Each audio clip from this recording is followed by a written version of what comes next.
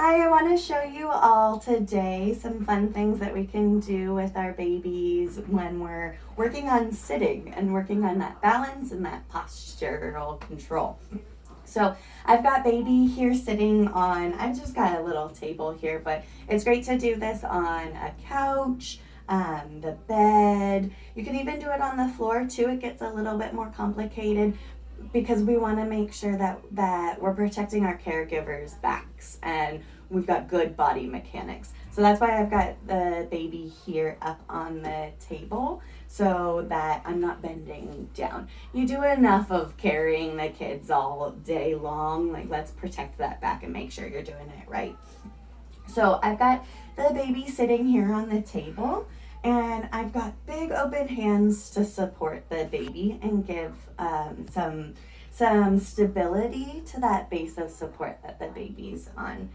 I'm bringing those hands right now. My baby here has very low tone and not a lot of strength, so I've got that big open hand pretty high up on the trunk. Right now, I would say I'm around the lower rib cage. So if you've got a baby at home who needs that support, you can go up higher. Big open hands, I'm around, going all the way around to the trunk to really give that support. I'm also using my forearms here to decrease the base of the support that the baby is on so that our baby isn't super wide like this. Because what we're going to do is we're going to challenge balance, and we're going to start doing a little bit of movement to get more muscles active, more practice. So I'm bringing those legs in to decrease that base of support so I can move the baby more. Anytime anyone is just sitting and not moving, they're gonna just kind of start to lean into everything, get really comfortable. If we're moving and we're talking, doing a video, whatever it is, we're gonna be more active and be more upright. That's just how the human body works. So I'm gonna come in, I've got my big open hands. I'm bringing those legs a little bit more together with my forearms. And then what I'm doing is I'm just gonna shift side to side. And what I really want to see is I want to see that hip come up, a little bit of the gluteus medius activating. That's active hip abduction. Big words just meaning that we're getting those side muscles active and we're starting to use those. Also, we're gonna get some trunk flexion to the side.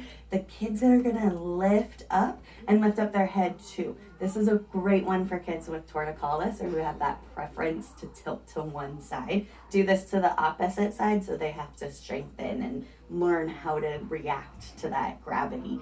Keep their eyes in level so what they're seeing is all horizontal and not sideways like this, like they're used to.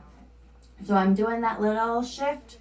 It can be a big shift, it can be a little shift. Bigger you get, the more reactions you're gonna get from the kid.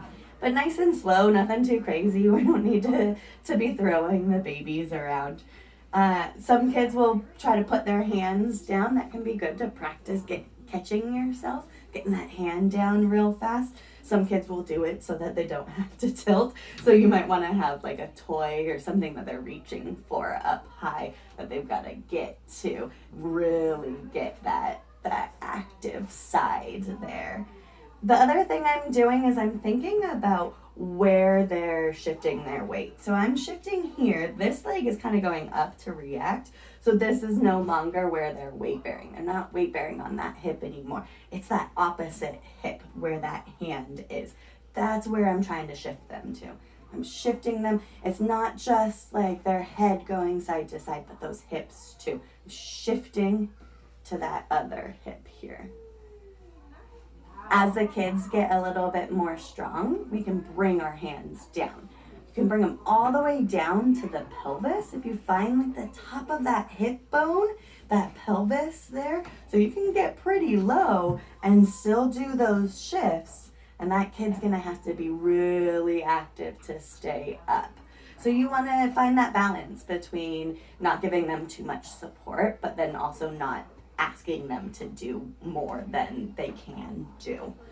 So try that at home. Let us know if you have any questions.